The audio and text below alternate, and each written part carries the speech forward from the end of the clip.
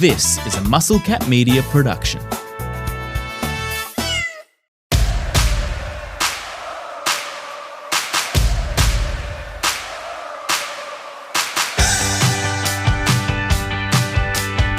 Welcome back, everybody. Baseball expats for another week during dog days of summer, I guess, in the United States. Very much the dog days of winter in Australia, though can't really complain in Hervey Bay when it's 20 degrees and sunny every single day. But the boys are rugged up in Adelaide. I guess that means that it's cold. I don't know. I never really had to experience the cold living in Queensland. Spoon, Eric, how are we, boys? You both look cold. It was 4 degrees this morning down here in Adelaide, actually. Yuck. It was, It had been trending in the right direction the last couple of weeks. I think you'd agree, Eric. And then this morning was a reminder that we're not there yet. I wouldn't know. I'm just radiating in the heat of my picks I've had lately. That wasn't planned, by the way, but he was going to shoehorn his picks into any conversation we had, be it weather, baseball, whatever. Yeah. So I mean, that was a saver. We needed that. The pick that I needed to come off to save us, Spoon, did a 420 return on one. We have more picks later in the show. You can go back and listen to Fridays. We'll have another one on Friday. Don't forget to like and subscribe to the pod, everybody out there. Share it around. We've got some cool WBSC under 18 World Cup content coming around the corner, but it is well and truly the dog days of MLB summer right now. We talked about it a little bit last week that, I mean, they're really the only two storylines were out west. And I mean, I think, did we put one of those to bed on the weekend? I mean, we were talking about it off air just a minute ago. Such a big series for the Padres, and for them to basically trot out a bullpen game in what is their biggest series of the season. The Dodgers obviously making a statement by shutting the door, by sweeping that series. It was an epic end as well, with Manny Machado up with a chance to do something on a Sunday afternoon at Chavez Ravine, and 55,000 people standing, and a strikeout swinging on a 99-mile-an-hour fastball was a great way to finish the ball game. But I mean, are we, even though they're up 2 games now? I mean, I hate to flip flop every time we come on air, but does it really feel like that was the Dodgers going, we told you so? I mean, I told you so on Friday when you were just like, should we be panicked about the Dodgers? And I was like, no, because it's the Dodgers. They're too good to be in a slump. They'll come good. And just take a look at how they've done lately, right? Like, this is a team that's only thinking about the postseason. When it really mattered, this division is on the line. They get to play the Padres. They sweep the Padres. That Angels series doesn't really mean anything. Last weekend, it was the Blue Jays that rolled into town, and everyone was hanging off the Jays, saying, oh, look at this team. They're the best team in the AL. They've beaten the best. They win 2 of 3, and honestly probably should have swept the Blue Jays.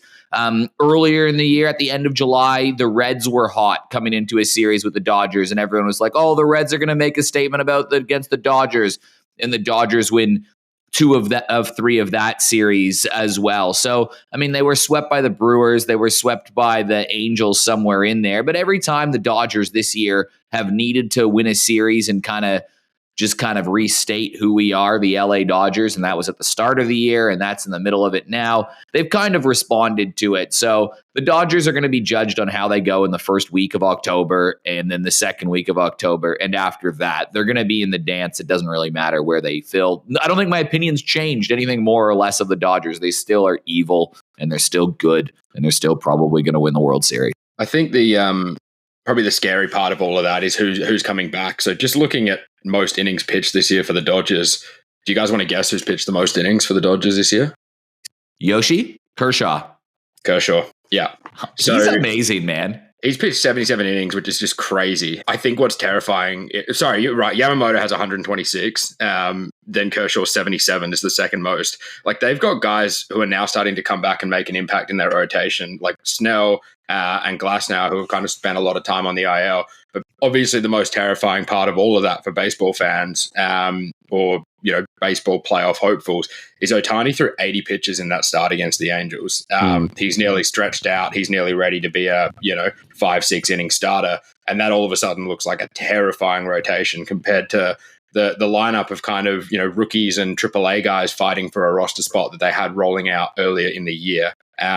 When you look at a division race like that right now and you see the Padres are the best they're going to get and the Dodgers have more help to come over the next 4 to 6 weeks, it definitely looks pretty lopsided. Yeah, I mean, I think probably that's one thing that probably has gone missing a little bit because everybody just wants to pretend like the Dodgers have been floundering all season, and I'm not really sure that they've ever been healthy. I mean, certainly from a starting pitching standpoint, but they've rarely trotted out the best lineup top to bottom that they can on any given day, right? So it is a bit terrifying to think about that, I mean, this team is, we'll talk about the Brewers in just a second. The Brewers are running away with, potentially having home field advantage in the National League, but I mean, it's possible that the Dodgers, if the stars do align and they're able to get everybody back healthy, sort of late August and through to September, that maybe the Dodgers do sort of give the Brewers a run for their money, potentially in having home field advantage in potentially in a National League championship series. Though I'm not sure for the Dodgers it would matter, right? Like if that team is fully healthy and they have to go on the road,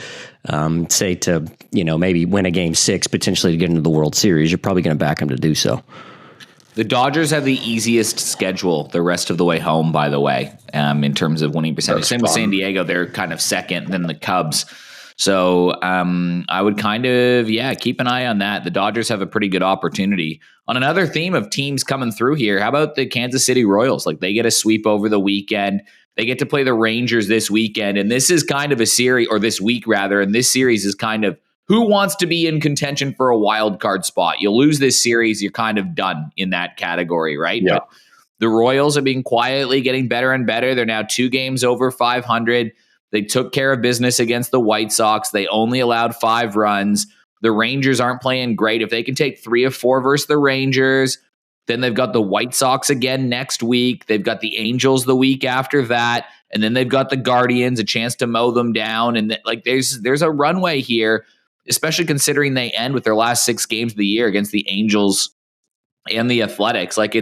There's going to be some opportunities to have that nice mix of playing teams that are worse than you and playing teams that are ahead of you all at the same time. So keep your eye on the Royals. Their pitching staff is good. So I don't know, they're still hanging around there. I got to say, as a baseball fan in general, and not including my own team, I think the team I'd be most disappointed to see miss out would be the Rangers. Just knowing that them getting in, they could replicate, and I saw it with my own eyes. And when I got the tears out of the way, what they did 2 years ago, they lock in for a few weeks that they're a brilliant team, and a lot of those pieces are still there. And the electricity of DeGrom in a playoff game starting, Eovaldi, there's some names, there's some storylines. It's looking now like it's going to be a bridge too far to get there. 5.5 games back of a wild card spot, but I do think it's a bit of a disservice to the sport in a sense that they're going to miss out because they could cause a lot of chaos and in a really fun way.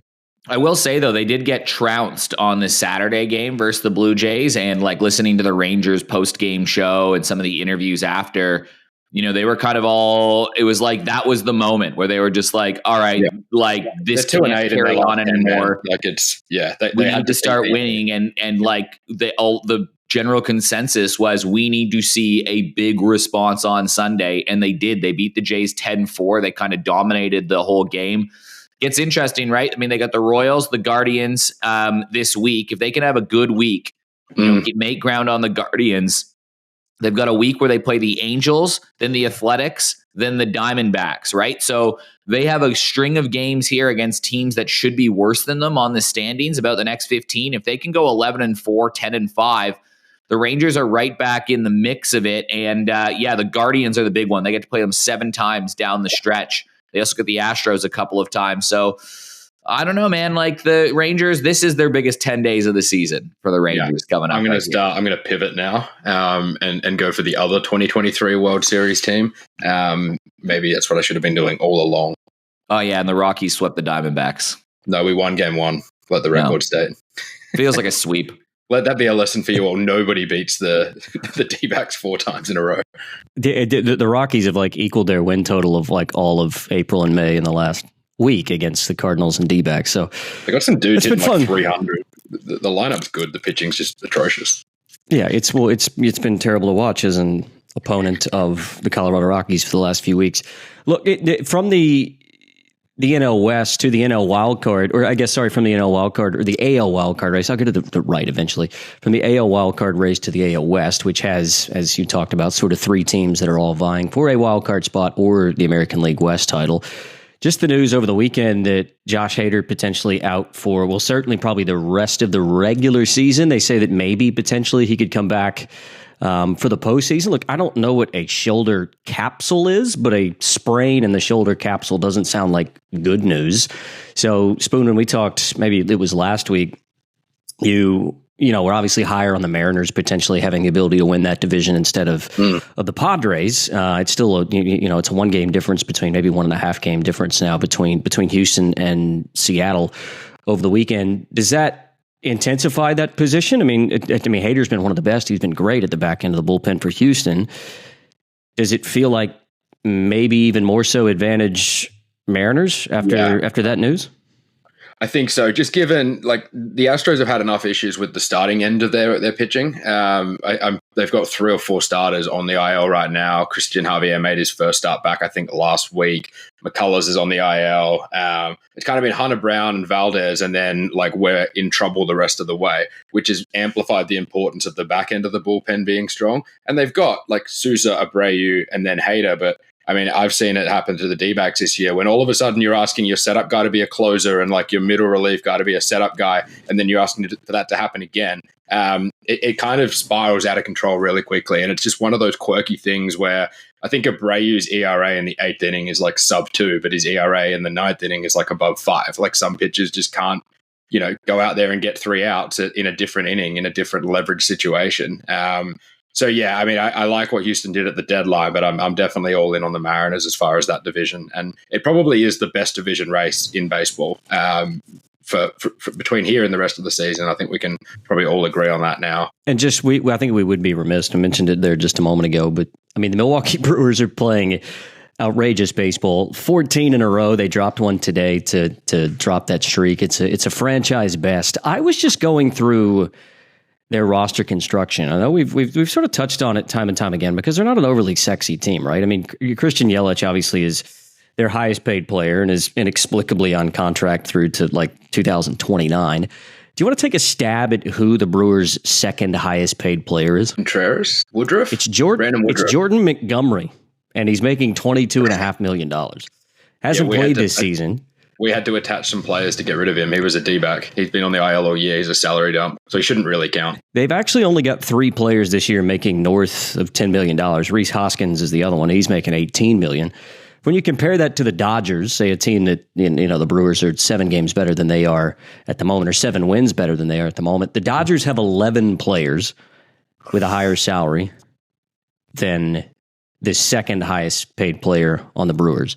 And when you look at their roster construction, they don't have a lot of guys signed next year. I mean, the bullpen that has been so good, a lot of those guys are still young. Some are arbitration eligible. Some still have 2 or 3 years left before arbitration. I mean, they've got a really good young core. It's just, it's so funny because when we look back at the beginning of the season, no one was talking about this Brewers team. And it was maybe it was just one of those instances of look, maybe they've got some young talent every now and again, maybe once every 3-4 years, a team like that jumps out of the woodwork with guys that we've never heard of before. And then all of a sudden are really, really good. But it's similar in the way that we sort of spoke about Paul Skeens maybe a week or 2 ago being really underrated and maybe not spoken about enough. I think it's just because there's nobody that's really sexy on this Brewers team. It's going to make you go, I got to tune in and watch the Brewers every single night. But their front office should be applauded for the way that they've put this roster together. Because if they are able to sustain this, with the CBA coming up and who knows what's going to happen, et cetera, it's a team with a payroll $120 million. It's got one of the best records at this point in the season that we've seen in the last half decade. If they're able to sustain this is going to be a team that's going to be good for a really long time. I think there's, for me, a little bit of Brewers fatigue in the playoffs in the sense that they are there every single year, right? They would have made the playoffs 8 of the last 10 years, I think. They always find a way to have this heartbreaking moment where they just don't get very far. I know the D-backs swept them 2 years ago, but a couple of moments that stand out in my mind was the year that Washington won, 2019. Do you remember when Soto was 20 years old? He hits that one-off Hader out to right field. Trent Grisham misplays it. That's the wild card. That's their season. Last year, Pete Alonso, 3-run home run off Devin Williams to end their season. It's nice to get excited about the Brewers for 162 games, but then within the space of a week, they find a way to kind of throw it all away. I'd love to be proven wrong this year, but for me, I'm just kind of like, I really need to see them do it and make an NLCS or something like that to start to believe that this isn't just a team that loves to get in there and take someone else's spot. It always They've done a seems really- like. Sorry, Eric. They've done- Just quickly on that. It also does always seem like Brian Anderson gets the Brewers series on TBS for whatever reason, and you can just, because he was the voice of the Brewers for so long, you can just hear the pain coming in through a voice. national broadcast from Brian Anderson. It's true. That's etched in my memory from years past in the playoffs as well. Sorry, Eric. Go ahead. They've also done a really good job of finding kind of value guys from other teams, right? Like if you take a look at their starting pitching, whether it be guys like Quinn Priester or Jose Quintana or Chad Patrick, who have had contributions this year, Andrew finding Vaughn. diamonds in the rough, like Andrew your Jared Koenig. Like that he's a crazy story of how he went through it all. And he was in Australia at one point. And, Rhys Hoskins was kind of a pickup off of another team. Philly kind of thought he was past his prime and he was injured. And William Contreras, like he's only 27 years old and he was sort of cast aside, it almost feels like too. So they've done a good job of finding some value on other teams as well as having those homegrown talent, like whether it be your Woodruffs as well, right? Like he's been a Brewer for forever, it feels like. I think Peralta was drafted and developed by them as well. So Andrew Vaughn had a minus 1.8 WAR in 48 games as a White Sox player with a 531 OPS. In 30 games with the Brewers, he has a 1.3 WAR with a 1. OPS. It just doesn't make any sense. Make it make sense. They must have the best coaching staff, right? Like just hitting, like coaching, pitching coaching, because they do develop these guys, to Eric's point, and they turn them around as well. As somebody in a front office, like this must be like the coup de grace, right? Because I mean, this is a team, to my point earlier, that has like $55 million on the books for next year, and half of that is Christian Yelich. So just think about, like, the sky is the limit for this team. Is Craig Counsell that good a manager, or was he a system coach? It's a good question. And I mean, until they break through in the playoffs, I think everybody is probably going to think the latter as opposed to the former. I still don't think they have the enough. Like their pitching is just good. Like everybody is good. They just don't have a dude, right? Like I still feel like you need those guys that can just go out and shut it down when it matters the most. But yeah. Could be the kid, Mizrowski. Could be that guy. Could be that guy. What do you think? Should we Destiny draft, boys? That's on the agenda for today, right? Absolutely, yeah. We're just off air before you jumped on, recapping the 2 weeks you've clutched up to win both Destiny drafts, and it's been over 2 months since we last did it. So, well, how about you explain for everybody what exactly is a Destiny draft, what we're going to be doing, and how this is going to work? Over to you, Spoon. Alrighty, so right here we have a somewhat tampered with, and by tampered with I mean opened a couple of months ago when this concept was alive and well, box of Top Series 1 2025. We're going to open 2 packs right now, completely random cards inside, and then between the 3 of us, we're going to draft 3 players each as our sort of Destiny draft fantasy team for the next 7 days. Now, we're allowed to draft 1 pitcher, 1 hitter, and 1 utility, who can be a pitcher or a hitter. And then we score points over their real life performance based on the following stats. So they'll pick up 1 point for a hit, 1 point for a run, and 1 point for a run batted in as a hitter, as well as losing a point for a strikeout. For pitchers, they'll pick up 1 point for every 2 innings completed, 1 point for every strikeout, and they'll lose a point for every earned run allowed. So the couple times we've done this, we've experimented a little bit. It seems pretty balanced between hitting and pitching. Ideally, if you're taking a starter, you want to make sure you're getting 2 starts out of them over the next 7 days. Otherwise, you're probably going to struggle, especially if they have an average start. Rosie did experiment taking a closer, former Cleveland Guardians player Emmanuel Clase, no longer with us, as an active roster player. Too much gambling. So he picked up 3 strikeouts, but because he didn't have 2 outings, he didn't pick up any points for the 2 innings pitched. So Rosie was the hamster in that experiment, or the guinea pig, and it sort of didn't play out. The 2 weeks we've done this, Eric's won both of them, Rosie's come second in both of them, and I've come last in both of them. So let's see if 8 weeks off can change at least my fortunes and get me off the cellar. Does that cover everything? I think it does. I think it does. And who gets the first pick this week? Well, I think in the past we've done it snake style based on team records. I don't think we need to change that, right? So Spoon is just, a game and a half back of where the Cardinals are at the moment. Actually, it's just a game now. Good grief. Both of those teams are terrible. So the Diamondbacks are just a team back of St. Louis. So I think because Spoon has finished third, I've finished second, and you finish first every time. It should go Spoon, Rollsy, Eric. What do you think? Yeah, misery index. Sure. This is a big misery pod. It's turned into a misery pod real quick. All right. Ready to see what we got inside these two lovely packs. Let's hear it. Do you want to just jot these down, Eric? All right. Pack 1. Amplify the pack noise in the microphone there. The ASMR is tip top in this Destiny draft. Dopamine draft. All right. We got Jeremy Pena from the Astros. We got Brian Wu from the Mariners. We got Nick Sogard from the Red Sox. Probably put him on the don't care pile. Will Benson from the Reds. Similarly.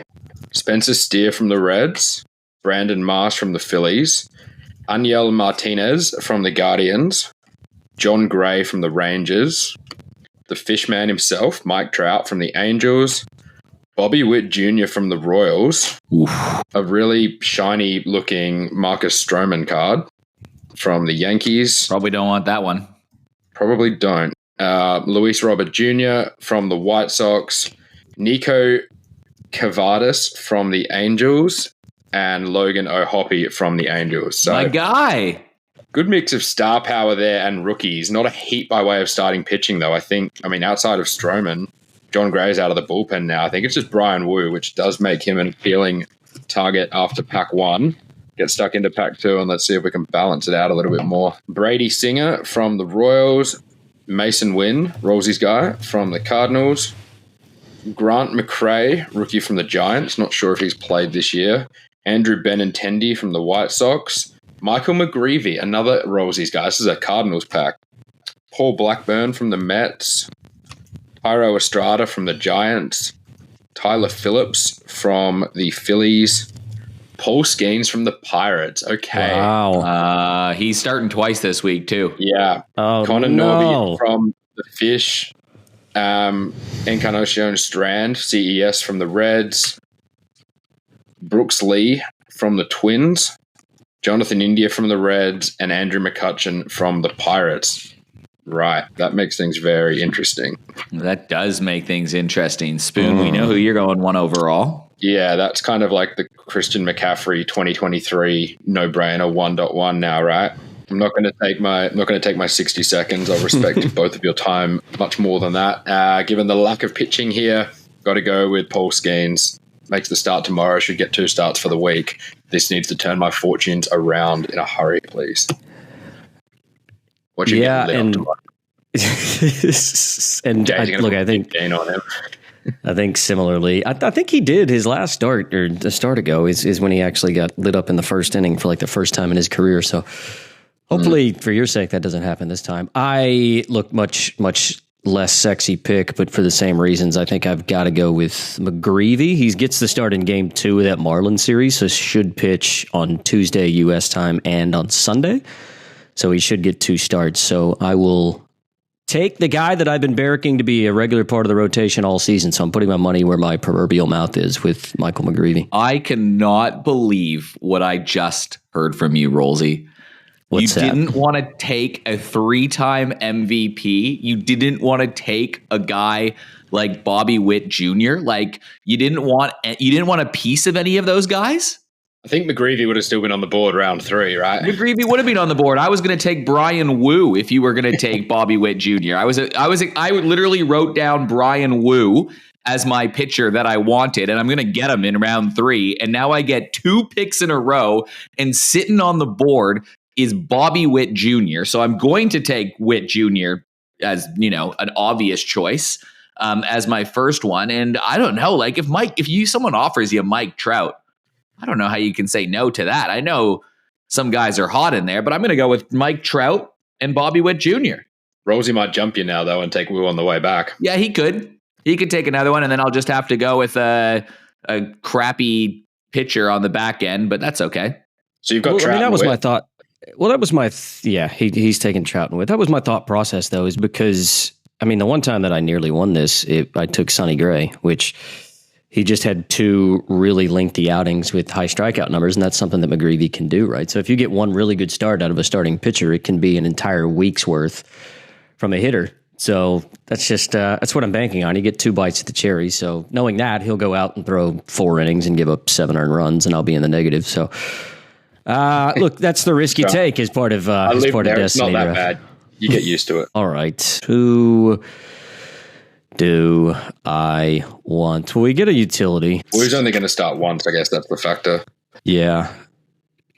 Who are the Angels playing in the next couple of days? Just looking at Logan O'Hoppe had a pretty good series last week. Logan O'Hoppe's a pretty good player.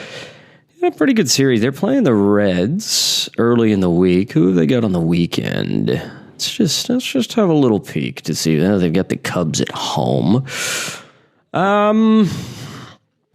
What do you do? Yeah, look, I'll just panic and I'll take Logan O'Hoppe. Done. I think that's a good pick. He can pop on. He gets hot. He hits a few home runs. Yeah, like he could run into 2 or 3 big flies on the week, and all of a sudden you're sort of looking pretty. So fingers crossed. I'm going to take, given the interest we have in obviously scoring runs, and speed is a big factor there. Guy I think is probably a bit underrated, but mainly because people don't like talking about this team. Jeremy Pena of the Astros will be my hitter. And I'm trying to see, are we going to get a Brady Singer start? Because I'm thinking about doubling up on pitching. You definitely are. He's not listed. When did he start last? He started on the 13th, so he should start twice this week. Yeah, he's not listed as a probable in the next 4 games, though, which is alarming because it would be very on brand for me to draft someone who's on the IL. So give me 10 of my last 30 seconds to check that, because that's screaming. No, 6 scoreless defeat to the Phillies. Shit, do I risk it? I think I do. I'm going to take it. I'm going to take Brady Singer. Honestly, if he goes to the IL and he scores 0, he'll be my best performing pitcher this year. Anyway, back to you, Rosie. It's a bold move to take a guy who may not pitch just so you don't get negative points. I like the Pena pick from you, and I think I'm going to do something similar. I think because he'll lead off, they play 7 times this week. He's got good speed. He can score runs. He's pretty hot right now. And just because I'll be watching the games anyways, I think I'll take Mason Wynn. And I will round it out with my pitcher of Brian Wu. He starts once this week, but he could get 8 strikeouts in that start. He's a strikeout guy, Brian Wu. I think he's got like 8+ strikeouts in his last few starts, I'm pretty sure. He'll start once, and that's all I need. I have Trout and Wynn, right? Like, I just need a guy who's not going to hurt me. He's got 153 strikeouts this year, Brian Wu. Oh, my God. 9, 9, and 8 as his last 3. Hasn't allowed less than 3 runs. God, how come you didn't take him, Spoon? Because I've got Paul Skeens to make him 2 starts. Oh, yeah. Which I'm hoping is going to be better than that. But the way you should be very happy as a Toronto Blue Jays fan that I've drafted Paul Skeens in Destiny Draft, given my ability to put the wood on any real life baseball player. So you've got Skeens, Pena, and Singer. I've got Witt Jr., Trout, and Wu, and you've got McGreevy, O'Hoppe, and Wynn, Rolsey. I like how you're just like, how good are the Cardinals? They've lost 5 in a row, and they're terrible. I'm going to take 2 of them. Just a team of battlers, baby. Just a team of battlers. I could have picked one of the best strikeout arms in Major League Baseball. I could have picked a 3-time MVP, and I could have picked maybe the best, most exciting player in the game in Bobby Witt Jr., but I want McGreevy and Wynn. They don't have enough. Look, if you've got a guy that can throw 2 times during the week and can throw 6, then 7 innings, let's say, or let's say throw 7 and 7, has, maybe an earned run in one game, 2 earned runs in the other. I mean, they're playing. Who are they playing this week? The Marlins and the Rays, right? So the opponents aren't great for the Cardinals. And I think McGreevy knows that he has to pitch his way into a rotation spot regularly next year. So he's a guy that I'm high on a team full of players that I'm not really high on. So probably actually the 2 players that I'm most highest on in the entire St. Louis roster's 40-man is Michael McGreevy and Mason Wynn. So here we are. He has allowed or equaled the same amount of earned runs to strikeouts in 4 of his last 5 starts. Sure, but I think two starts ago, 6 innings scoreless? 6 innings scoreless, yeah, with 3 strikeouts. So that would have netted you. He does have points. that. he does have that in him. So that's the point. He's a bit feast or famine. But like I said, getting a start against these two teams this week, knowing that he's sort of trying to work his way into a permanent spot next year, I don't mind it so much. You know what? You gotta when you haven't won a Destiny draft, you have to take some risks. And you I really like have never taken the sexiest names, have you? Like your week 1 team was Sonny Gray, J-Rod, definitely sexy name, I'll give you that, and then Dylan Cruz, who played 1 inning and got injured. Then you took Class A, who's like a week away from prison, Freddie Freeman and Gino Suarez, then of the D-backs, and then this week 2 Cardinals and the catcher from the Angels. You like to look under rocks, my friend. I just like to barely keep my head above water, essentially, is the way that I and like it's to worked. live my You've been life. second both times. Yeah, that's exactly what I've done. Head is floating. So we will look. We'll put some cards out and chuck that on social media and have a little bit of fun during the week. We are going to take a quick break, and on the other side, both Eric and Spoon will give us their best plays for the weekly slate ahead, and we're going to do something different. We're going to maybe identify a Nerfy or 2 for tomorrow, maybe in the days ensuing. So stick around. Boys' best bets are coming up.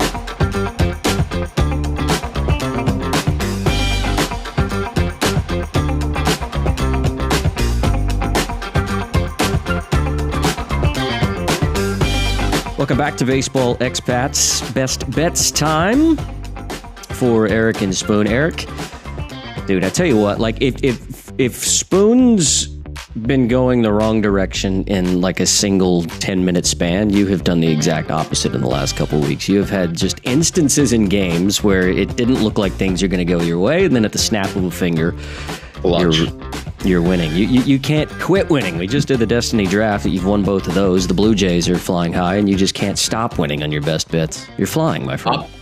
Up 6 units not up, net 4 units, but 6.2 units from the last picks. I've basically been splitting though for a few weeks before then with a couple on the board, but I've been going okay. Like the ones that I've missed on haven't missed by much. So I've got a couple more plays. I've got potentially 3 plays, but for sure 2 that I quite like a lot for a few different reasons.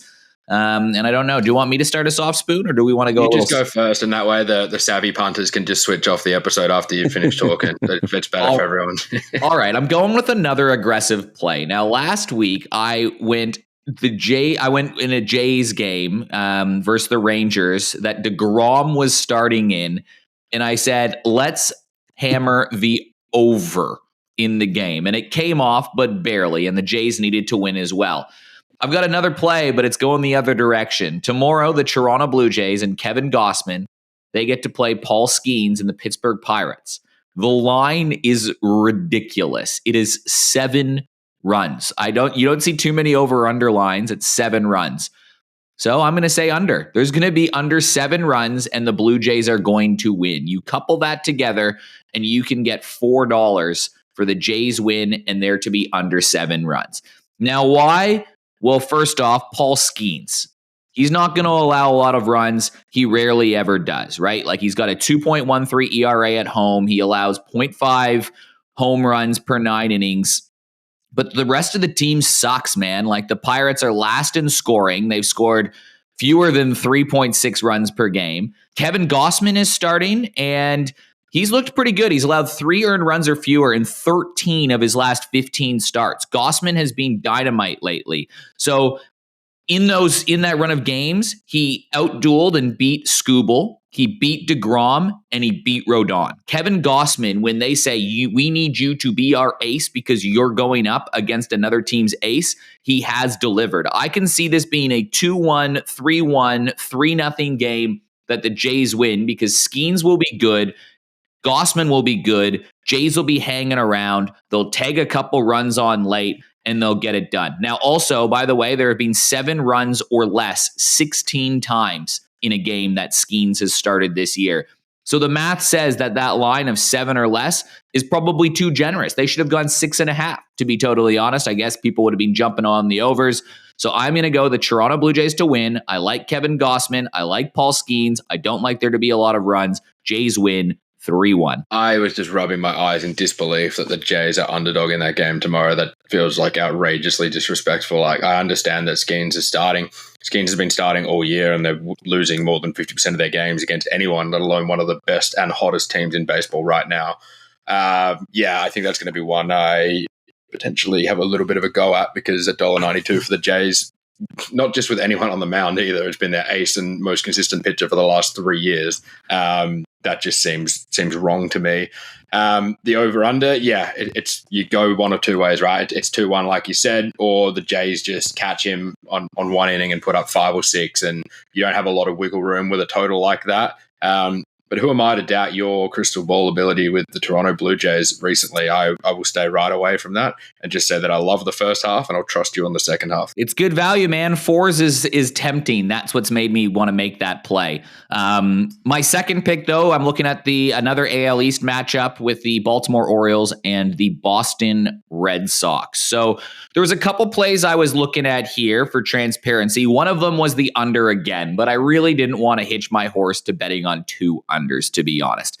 It's a nice matchup. Trevor Rogers versus Dustin May. Rogers going for the Orioles. And Trevor Rogers has been sneaky good, man. He's got a 1.43 ERA, and he's only allowed 2 home runs in 69 innings across his 11 starts. Like, it is actually pretty ridiculous how good Trevor Rogers has been for the Baltimore Orioles. So the Orioles, on top of that, I mean, at one point they hit a season low. They were like 16-34. Since that point, they've actually been a sneaky good ball club. Like, they're 4-2 in their last 6 games. They've had series wins over Seattle. They've had this series win over Houston, and they're 41-33 down the stretch. Now, they've left it too late, but 41-33 means, that's a pretty good sample size of saying, hey, we've played some pretty good ball. Plus, they've got their best pitcher going during that time.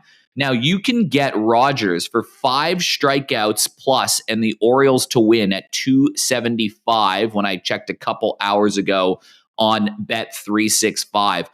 I like that. His line over under is 5+. So if you were feeling, a bit more aggressive, you could go there. He has struck out at least 5 batters in most of his starts this year. He's kind of a strikeout per inning guy. Because it's the Red Sox, because it's a guy I don't fully trust yet, even though he has the 1.43 ERA, I just kind of want to take 1 strikeout off that list and parlay that into the O's win. So I'm going Rogers, 5 strikeouts or more, and the O's win at $275. I could, because the Orioles have been sneaky decent of late, and I know that because they cost me a few times over the last week or so. Don't get me wrong, they're 10 games under 500. They sold everyone at the deadline, but their young guys are starting to do what they were meant to do, and the pitching has been really good. They shut out Houston twice over the last 3 days, and that's one of baseball's more consistent offenses. I think there's a bit to like about the way the Orioles are going right now, and it gets to that point of the season where you're cooked, but the best thing you can do is play spoiler to a division rival, and this is what that screams, right? This is like, how do we derail their season and try to leverage that into next year and gain some momentum from that. Over to you, Spoon. Okay, well, I sort of took on your team over the weekend. Look, just touching on it quickly, in case you thought I was over it, I am not over it. Jacob deGrom getting pulled on 84 pitches after striking out like 5 guys in a row and being 1 strikeout short of what was needed. I haven't slept that much since then, and I just needed to kind of put that out to everyone, especially because not only was it going to break a little drought I was in, we sort of had those 3 plays, your double plus my strikeout one, and put it out there as value at 10-1. That would have been a nice little top up on what's been a frustrating week or so for me. But we move on, and where I've found failure in taking on your team, I'm going to find success in taking on Rollsy's team. My guy, and I didn't wear the jersey today because that hasn't brought anyone any luck recently, but the Eury Perez jersey is still hanging up out there in the lounge room. I'm taking him tomorrow against the Cardinals in a player performance double. Now, look, the Cardinals have been one of the better strikeout prevention teams. Not that they were able to do that the couple of times I needed them to this year. And just for the record, I'm not salty and I don't hang on to things for way too long. It just sometimes might seem like that. The Cardinals, though, the last few days, and Rollsy sort of made the comment, like, who are these guys that are trotting out in that lineup right now? When a diehard fan like Andrew Reynolds is questioning, the bottom third of the lineup, and he sort of follows them all the way down to single A ball. Probably says a little bit about who's on the field right now and the product out there. Strikeout rate's been at 25% over the last few games, and they're a team that on the road strike out a lot more than at home. Their splits have been quite noticeable all year. They're in this, a bit of a funk, tough series against the Yankees. They head to a Marlins team who are still playing really fun baseball. They got 3 or 4 guys in like the top 7 or 8 betting for NL Rookie of the Year. And they're just they've got nothing to lose. And the way they're playing still, there's no negativity about the fact that they're not going to play the playoffs. They're still building like an exciting kind of product. So with all that in mind, I can take a Eury Perez for 6 or more strikeouts and the Marlins to win at $2.90, which I think is very, very good value for all the talk about Paul Skeens and how good he is. And don't get me wrong, he's brilliant. Eury Perez is younger than him. He's the youngest player in the majors right now, and he's already accumulated 4 career WAR. He's got a sub-1 whip this year. He's got a 1-to-1 or a 9-to-9 strikeout rate, and he's fresh off an 8 strikeout start against the Guardians, who are another great strikeout prevention team.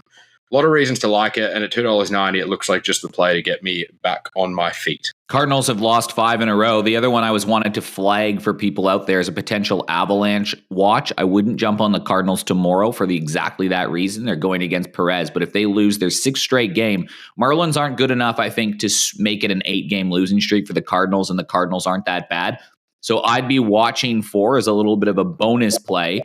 If the Marlins win tomorrow, jump on the Cardinals and then double down again on the day after to win one of their last 2 games of the series. Yeah, love it. Michael McGreevy pitching game 2 of the series, so I love Destiny draft legend Michael McGreevy. Yeah, and if that's not a sign that they're going to win, I don't know what is. And then keeping with the player performance kind of thread there, and I know Eric sort of added one as well, but we do get great prices on these. Probably the most exciting series for me over the next few days is going to be the Mariners at the Phillies. There's obviously, we've talked at length, I think, about the AL West division race over the last couple of weeks. And then obviously the NL West division is still there. If there was a third division that was probably up for grabs, it would still be the NL East if the Mets can figure it out. And the Phillies can't afford to be, getting swept or anything with the Mets still trying to chase them. They're 5 games back. This does look to me like a series where the Mariners could roll into town, win all 3 games, and all of a sudden the Phillies are looking over their shoulder. So as a baseball fan, I'm really excited for the next few days. But what I thought was quite good value was Logan Gilbert gets the ball tomorrow for the Mariners, and I'm a big fan of this guy. He's, probably a top 10 strikeout guy in baseball, and he is a workhorse who will consistently sort of pitch deep into games as well. 7 or more strikeouts for Logan Gilbert and the Mariners to win at $3.05. Looks like another nice way for me to play, right around the same price as the Eury Perez one. And as always, if we're sort of picking up a couple of these, it's happy days on the value front. I like it. I like the 3s. I like the price on that. And you feel like if he's striking out 7 Phillies, they're going to win the game. Yeah. And if they're jumping all over him and they're teeing him up, then they're not winning anyway. So, again, we're kind of getting 3s about a bet that should be 2s. He's got 124 strikeouts in 89 innings. Like, he hasn't been healthy all year, so he hasn't played. He's only made 17 starts. But a strikeout rate of 12.4 would have him for, I dare say, top 5 in baseball. Let's have a look. Pitching leaders, 2025, strikeout rate. I guess he technically hasn't qualified. Otherwise, he would have the best strikeout rate in baseball at that 12.4 mark. So I think 7 in the win is pretty good value when you're talking about the guy for baseball strikeouts in 2025. I like it. Pretty good value all the way around from you guys today. So just to recap, Eric, Blue Jays in Pittsburgh under 7.5 runs and Jays to win. Also in the Orioles Reds at 4s. Again, that's about where you got the Blue Jays double over on the weekend. I think it was 420. So good shopping from you. Orioles Red Sox. We're looking at Trevor Rogers 5 or more strikeouts and a Baltimore win. And then for Spoon, Eury Perez 6 or more strikeouts in Miami to beat St. Louis tomorrow, and then go out west. And Logan Gilbert 7 or more and a Mariners win. Well, boys, before we let you off the hook, we tried something on the weekend, and it didn't really come off. In true Spoon fashion, his choice for a home run on Saturday, Australia time, did hit, I think, 2 doubles and had a couple hit to the warning track. We weren't able to get a home run up, but it's a tedious Tuesday. You know, it's tough to get out of bed on a Tuesday Australia time, even tougher to get through a Monday in the United States. So what we decided we would do is we would select one game for a Nerfie. If you don't know what a Nerfie is, it's essentially no runs to score in the first inning. 3 up, 3 down would be great in the top, 3 up, 3 down in the bottom. So no runs to cross in the first inning of any game you like. Eric, I think the obvious choice with the way that you're going to play Pittsburgh and Toronto would be to say that it's a Nerfie, Gausman, and Skeens in that game, but I'm not going to let you choose that one. So if you had to choose a game tomorrow to play a Nerfie in, where are we going? Yeah, I am going with the most inept offense when it comes to scoring runs in the first inning in all of baseball, and that is the St. Louis Cardinals, who have the worst run production in all of the first innings of all of the teams in baseball this year. I was just looking up who to help me figure that out. I was like, who doesn't score in the first? I was like, perfect. Yuri Perez, he's starting. That's good news. The Cardinals, they don't score. Perfect. That's also great news. So, I'm going to go there. And also because the Marlins just don't score a lot of runs in general. So you're going against a team that doesn't score in a first versus a team that doesn't score a lot of runs in general. I like my chances with a no-run first inning in the Cardinals and the Marlins. You watch Kyle Stowers is going to hit a home run tomorrow. Oh, my God. Just ruin the segment after not coming through for me on the weekend. This feels like a little bit of a pile-on today, just quietly. But anyway, Spoon, what have you got? One game tomorrow you can choose for Nerfie. Where are we going? Well, mine, look, this is a guy I've been raving about all year. He finally did it last week against the Jays, and I probably would have had him as a play tomorrow and might still do so personally, but I'm big on plays I can watch because I like to figure out where it went wrong, and waking up when the game's over is sort of never that fun. Tomorrow, Fastball Freddy against Cade Horton, 2 very good pitchers this year. 2.9 ERA against a 3.07. Look, the danger is it's Wrigley and it's windy, but with the line set at 8.5, that's telling me that that's probably not going to happen. It's near even money for the Nerfie, $1.83 on the no, which I think is a bit of fun. And look, if I'm going to wake up and check a box score, I might as well wake up and check a 0 in the first inning. Like it. And to round us out, I'm going to do something outrageous because, look, no one cares what my opinion is on wagering anyways. I'm going to look at the Dodgers-Rockies game. And the reason for that is I think Yoshinobu Yamamoto coming off not a great start against the Angels. I think he'll want to have a good bounce back there. The Dodgers offense are coming off such an emotionally charged series win and series sweep against San Diego, getting to play the Rockies where they think they should just, to quote Manny Ramirez's manager, roll out of bed and win the game. And Kyle Freeland, he's been the Rockies' best starting pitcher, and he's coming off his best start of the year against St. Louis, where he threw 7 innings scoreless. And I think, Spoon, when we talked just a moment ago, it sounds like the only Nerfie that you can get plus money on. So I think you could do a lot worse shopping than getting, $2.10, $2.15 for a Nerfie in Yamamoto versus Kyle Freeland tomorrow in the Dodgers-Rockies game, which I don't know what's worse, asking to get no runs in that first inning of that game, or Eric forcing us to watch Royals White Sox under on the weekend. I'm not sure which. Yours will be over quick. Easily paid. So what was our 3 again? We got Cardinals, Marlins, Dodgers, Rockies, and Brewers, Cubs. I like it. I think you're going to get about 7. Oh, so are we multing them all together? Of course. That's the way to play, I guess. It'd be rude not to. Tedious Tuesday, man. We need to feel something. I like it. Well, hopefully you enjoyed another episode of Baseball Expats. As Eric said at the top of our show, don't forget to like and subscribe. Share it with all of your friends if you enjoy listening to us ramble on about baseball. We'll be back with the weekend pickoff on Friday, and as Eric teased, we will have a preview of the Under-18 World Cup. Pound for pound, the best underage World Cup that there is. And a lot of the names that we will talk about going forward will be some of the names that we'll be talking about in 6 or 7 years as part of Major League teams. So plenty coming up on the Baseball Expats. Hope you enjoy your week, enjoy your baseball, and until this weekend, so long, everybody.